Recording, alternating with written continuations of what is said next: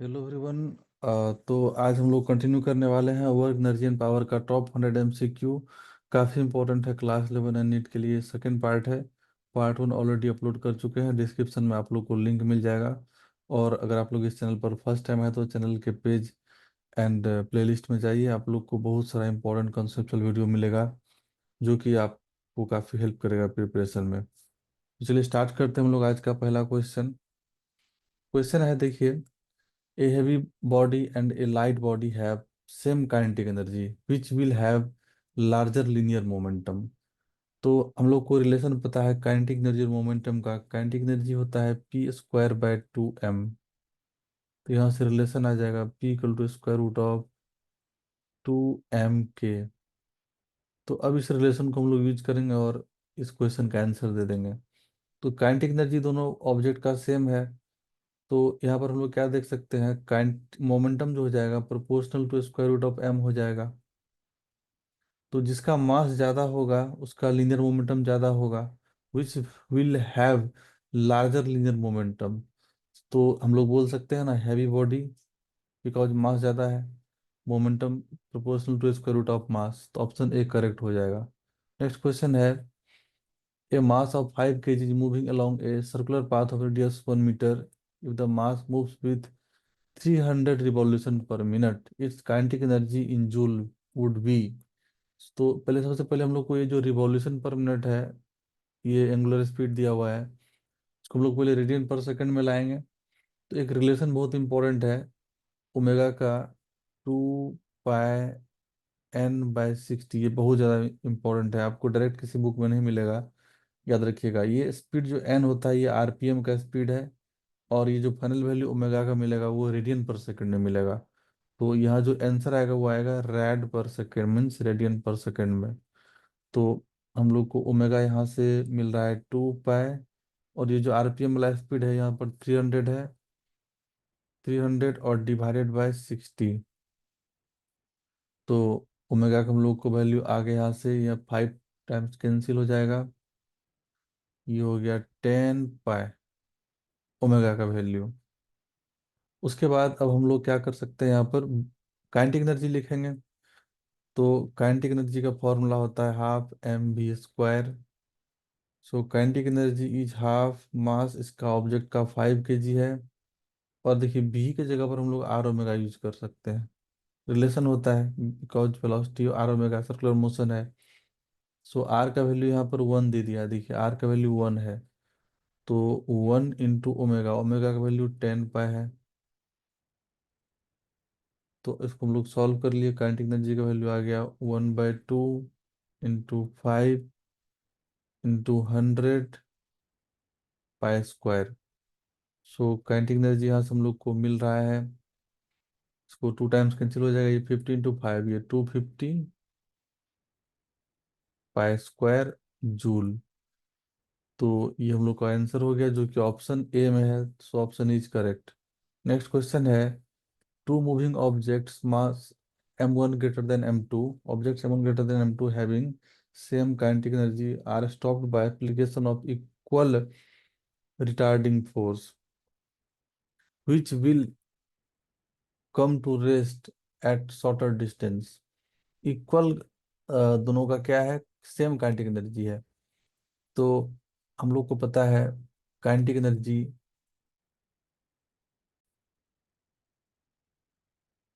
तो इस क्वेश्चन में हम लोग को क्या करना चाहिए, देखिए यहाँ पर सबसे पहले हम लोग क्या करेंगे, हम लोग को पता है काइनेटिक एनर्जी, वर्क डन जो होता है that is equal to change in kinetic energy, work done by all the forces. ये force into displacement that is change in kinetic energy.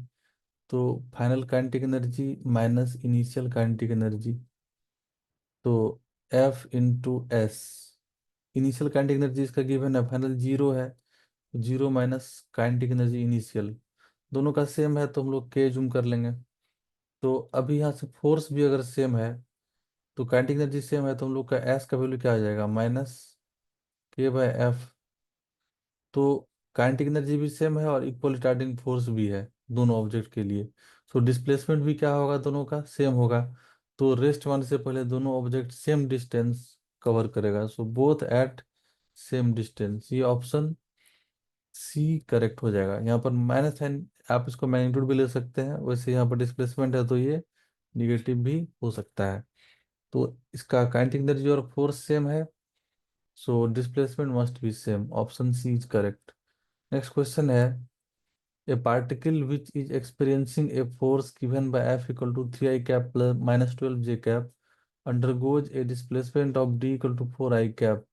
If the particle had a kinetic energy of 3 joule at the beginning of displacement, what is its kinetic energy at the end of displacement? तो work total क्या होता है, change in kinetic energy, final kinetic energy minus initial kinetic energy. So work हम लोग को कैसे मिलेगा, force और डिस्प्लेसमेंट का डॉट प्रोडक्ट लेने से। तो F dot S equal to final kinetic energy minus initial kinetic energy. तो काइनेटिक एनर्जी फाइनल पता नहीं है, इनिशियल हम लोग को पता है, यहाँ पर ये इनिशियल है 3 जूल। सो अब इसका डॉट प्रोडक्ट ले लेंगे 3 I माइनस 12 j का इसके साथ, तो ये हो जाएगा 12, ये 12 हो जाएगा, और that is kinetic energy final minus 3। सो यहाँ से फाइनल काइनेटिक एनर्जी हम लोग को कितना मिल जाएगा, 15 जूल, जो कि ऑप्शन बी में है, तो इसका आंसर बी करेक्ट हो जाएगा।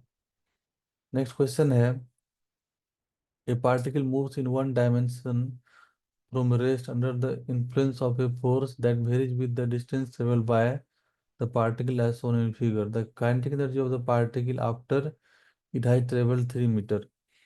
तो यहाँ पर हम लोग को पार्टिकल रेस्ट में था स्टार्टिंग में, तो अभी हम लोग को पता है work energy theorem, work done by all the forces that is total work equal to delta K change in kinetic energy.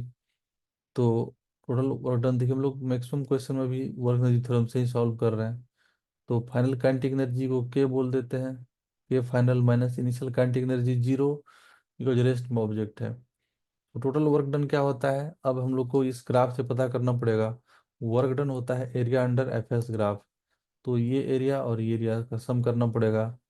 तो एरिया हम लोग को यहाँ से मिल जाएगा, ये रेक्टेंगल है, तो 2 × 2, सॉरी स्क्वायर है, प्लस ये वाला ट्रेपेजियम है, so 1/2 into sum of parallel side 3 + 2 into separation between the sides, ये 1 है separation. So area that is work done, so ये 4 + 2.5, सो वर्क डन हम लोग का आ गया यहाँ से 6.5 जूल। तो हम लोग यहाँ से 6.5 पुट कर दे रहे हैं इसमें, that is kinetic energy final. कोई पूछ रहा था the kinetic energy of the particle after it has travel 3 metre, 3 metre यहाँ तक, जीरो से 3 डिस्प्लेसमेंट तक, तो 6.5 जूल, जो कि ऑप्शन सी में है, सी करेक्ट हो गया। नेक्स्ट क्वेश्चन है, when a person lifts a brick above the surface of earth then its potential energy। तो एक ब्रिक को अगर हम लोग अर्थ के सरफेस से ऊपर उठाएंगे, इसका हाइट इंक्रीज करेगा, तो हाइट इंक्रीज करेगा तो पोटेंशियल एनर्जी क्या होता है, mgh। सो h increases, g nearly constant रहेगा स्मॉल हाइट के लिए, m तो कांस्टेंट है, तो इसका पोटेंशियल एनर्जी इंक्रीज करेगा, क्योंकि h इंक्रीज कर रहा है, u प्रोपोर्शनल टू h हो जाएगा, u proportional h, so option A is correct. Next question है, a massless spring of spring constant k has extension y and potential energy E is now stretched from y to 2y, the increase in potential energy is। तो देखिए energy E का value जो दे दिया है वो क्या होगा, हाफ के वाई स्क्वायर। अब नेक्स्ट क्या हो रहा है, उसका एनर्जी को हम लोग E1 बोल दे रहे हैं, और ये कितना हो जाएगा वैल्यू, इसको हम लोग बोल सकते हैं क्या, फाइनल पोटेंशियल एनर्जी हाफ के, और y मतलब 2y, यहाँ पर डिस्प्लेसमेंट हाफ के एक्स स्क्वायर अप्लाई कर रहे हैं, ये फॉर्मूला। पोटेंशियल एनर्जी होता है half spring constant into displacement का स्क्वायर। सो E1 हम लोग को यहाँ से आ गया 4 × ½ के वाई स्क्वायर। सो ½ के वाई स्क्वायर को हम लोग ई बोलेंगे, तो E1 का वैल्यू कितना आ गया? 4 के। E1 का वैल्यू आ गया 4 के। तो अब हम लोग यहाँ पर से कितना इंक्रीज हुआ? ये ई है और ये E1 है। सॉरी, इसको हम लोग बोल सकते हैं यहाँ पर E1 का वैल्यू कितना मिला हम लोग को? 4E। और यहाँ पर इनिशियली ई था, तो चेंज इन काइनेटिक एनर्जी हो जाएगा, डेल्टा के हो जाएगा 4E माइनस इनिशियल वाला ये वाला ई। तो डेल्टा के का वैल्यू हम लोग को आ गया 3E, जो कि ऑप्शन ए में है। So option A. Next question है, बोल रहा है body is falling freely under the action of gravity alone in vacuum, which of the following quantities remains constant during the fall. ये एनसीईआरटी एग्जाम्पलर से लिया गया है क्वेश्चन। तो क्या कांस्टेंट रहेगा ड्यूरिंग द फॉल? तो देखिए, काइनेटिक एनर्जी चेंज होगा, पोटेंशियल एनर्जी भी चेंज होगा, but total mechanical energy constant रहेगा always, because conservative force act कर रहा है इस पर, जो कि ग्रेविटी है। ओनली ग्रेविटी है, ग्रेविटी अलोन। तो ग्रेविटी कंजर्वेटिव फोर्स होता है, ग्रेविटेशनल फोर्स, तो इसका टोटल मैकेनिकल एनर्जी कंजर्व रहेगा। So option C is correct. Next question है, a stone is projected vertically up to reach maximum height h. The ratio of its kinetic energy to its potential energy at height 4h/5 will be। अच्छा question है। तो देखिए, object को project किया जा रहा है, वो मैक्सिमम कितना हाइट तक रीच कर सकता है? h हाइट तक। और बोल रहा है कि ये जो हाइट 4h/5 है, 4/5h, यहाँ पर क्या हो जाएगा इसका? काइनेटिक एंड पोटेंशियल का ratio, the ratio of kinetic to its potential at the side 4h/5। तो हम लोग को पता है यहाँ तक अगर ये मैक्सिमम रीच कर रहा है, तो इसका वेलोसिटी यहाँ पर हम लोग को पहले पता कर लेना है, वेलोसिटी का वैल्यू। तो चलिए हम लोग इसका, ये वेलोसिटी जीरो होगा, ये टॉप टॉप हाइट पर जाएगा, साइड पर इसका वेलोसिटी जीरो होगा। तो हम लोग यू को पता कर लेते हैं, यू कितना होगा, बिकॉज मैक्सिमम हाइट पर ऑब्जेक्ट रेस्ट में आता है एक इंस्टेंट के लिए। सो यू हम लोग फाइंड कर लेते हैं। तो हम लोग के पास इक्वेशन है v² = u² -2gh। सो v जीरो हो जाएगा, तो यहाँ पर से u² आ जा रहा है 2gh। तो इतना स्पीड ऑब्जेक्ट को दिया गया है। नेक्स्ट, अब ये 4h/5 का स्पीड क्या होगा? तो इसका स्पीड को हम लोग v1 बोल दे रहे हैं। अब यहाँ से यहाँ तक हम लोग फिर से ये इक्वेशन अप्लाई कर दे रहे हैं, ये वाला equation. So again final velocity क्या होगा? जीरो होगा ऑब्जेक्ट का। नहीं तो काम हम लोग कर सकते हैं, हम लोग को यहाँ पर ये स्पीड फाइंड करना है v1। यहाँ का स्पीड हम लोग को पता है, ये वाला स्पीड, जो स्पीड ऑफ प्रोजेक्शन है u² दैट इज 2gh। तो ये स्पीड हम लोग को मिल जाएगा, ऐसे भी कर सकते हैं। तो हम लोग ऐसे लिख सकते हैं v1² = u² - 2g। और ये हाइट कितना ऊपर गया ऑब्जेक्ट? 4h/5, 4h/5। सो v1² हम लोग को यहाँ से मिल गया, u² का वैल्यू कितना है? 2gh -2g। और ये हम लोग का है 4/5h। तो ये हम लोग को सॉल्व होकर का आ गया 2gh। और ये 1 - 4/5, तो ये 1/5 हो जाएगा। सो 2gh/5, ये हो गया हम लोग का यहाँ का स्पीड। अब काइनेटिक एनर्जी हम लोग को मिल जाएगा एट दिस हाइट। तो काइनेटिक एनर्जी कितना होता है? ½ mv², half into mass into velocity का स्क्वायर। सो काइनेटिक एनर्जी हो जाएगा हाफ मास m, और वेलोसिटी हम लोग को v1, यहाँ v1² मिल चुका है 2gh/5। तो ये सॉल्व होकर के 2 और कैंसिल हो जाएगा, ये हो जाएगा mgh/5। तो kinetic energy at this height 4h/5 हम लोग को यहाँ का काइनेटिक एनर्जी मिल गया, दैट इज mgh/5। अब पोटेंशियल एनर्जी हम लोग फाइंड कर लेते हैं यहाँ पर। सो u का वैल्यू कितना हो जाएगा? मास इंटू जी, और ये हाइट कितना है? 4/5h। तो अब इसका और इसका रेशियो ले लेंगे हम लोग, 1 और 2 इक्वेशन का। सो 1/2 अगर हम लोग कर लेते हैं यहाँ से, k/u आ जाएगा।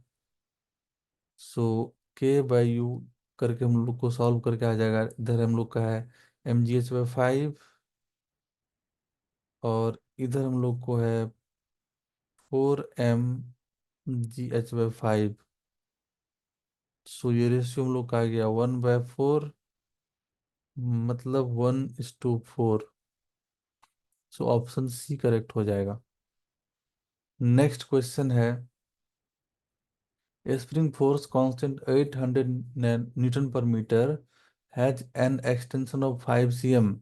The work done in extending it from 5 cm to 15 centimeter is. So work done हम लोग यहाँ जो फाइंड करेंगे, इनिशियली उसको 5 सेंटीमीटर से 15, फाइनली 515 पर ले जाया जा रहा है।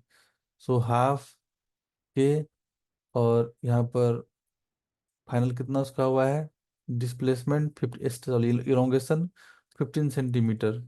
तो 15 सेंटीमीटर को हम लोग मीटर में कन्वर्ट करेंगे तो 0.15 आएगा इसका स्क्वायर, माइनस इनिशियल हाफ के कितना डिस्प्लेसमेंट था, स्ट्रेच था 0.5, इसका स्क्वायर। सो वर्क डन हम लोग का आ गया यहाँ से 1/2, और के का वैल्यू कितना है 800, और ये 0.15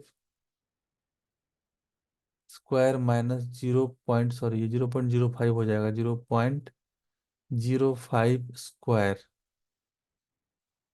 तो ये सिंपल है कैलकुलेशन, इसका सॉल्व करके हम लोग को इसका वैल्यू आ जाता है यहाँ पर 9 - 1 8 जूल। आप इसको चेक कर सकते हैं, ये सॉल्व करके आ जाएगा 8 joule. So option B correct हो जाएगा। तो हम लोग क्या किए, पोटेंशियल जगह डिफरेंस फाइंड कर लिए, that is work done. Next question है, बोला 300 joule of work is done in sliding a 2 kg block up an inclined plane of height 10 metre, taking g equal to 10 metre per second square, work done against friction is. So देखिए object को कितना height पर ले जाया जा रहा है, finally h का वैल्यू गिवन है, h इक्वल टू 10 मीटर पर, और उसका मास है m का वैल्यू 2 kg, और यहाँ से इसको ऊपर ले जा रहा है। तो एक्सटर्नल एजेंट जो है वो 300 जूल वर्क किया, और फ्रिक्शन भी इस पर वर्क किया होगा against the displacement. So total work done जो हो जाएगा, तो अगर हम लोग इसमें देखिए हम लोग को फ्रिक्शन का वर्क डन पता करना है, तो हम लोग एनर्जी कंजर्वेशन यहाँ पर कर लेते हैं। क्यों कर लेते हैं, क्योंकि हम लोग को ये वर्क पता है एक्सटर्नल फोर्स का और फ्रिक्शन का, हम लोग वर्क दोनों का वर्क का सम जो हो जाएगा वो इक्वल टू हो जाएगा यहाँ का energy.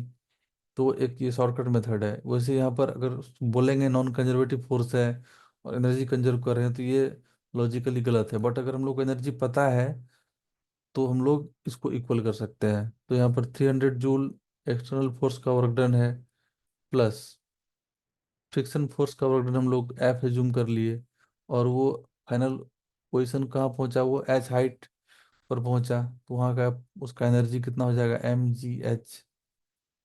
So 300 plus F equal to mass इसका 2 g 10 और हाइट 10। तो हम लोग को ऐसे सॉल्व होकर के आपका वैल्यू आ जाएगा 200 माइनस, ये सॉरी, ये वैल्यू आ जाएगा हम लोग को 100 × 200 -300, तो -100 जूल। निगेटिव साइन है, मतलब फ्रिक्शन का वर्क डन है नेगेटिव, तभी होता है जब वर्क डन फ्रिक्शन का होता है। मैग्नीट्यूड में ये 100 जूल है। सो ऑप्शन बी करेक्ट हो जाएगा। तो ये सेकंड पार्ट था, आई होप सबको क्लियर हुआ होगा। और अगर आप लोगों को कुछ दिक्कत है या कुछ सजेशन है तो कमेंट करिए। मिलते हैं फिर हम लोग नेक्स्ट वीडियो में।